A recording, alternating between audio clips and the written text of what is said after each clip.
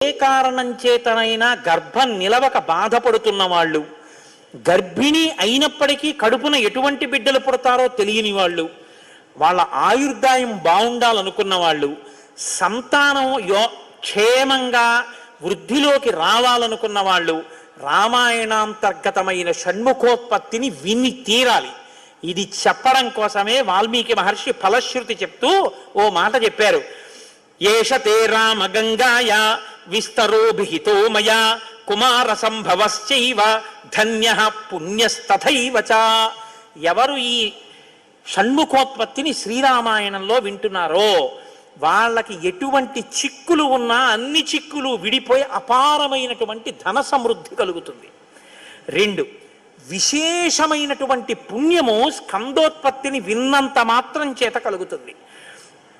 ఇక్కడే ఆయన కుమార సంభవశ్చైవ అన్న మాట వాడారు.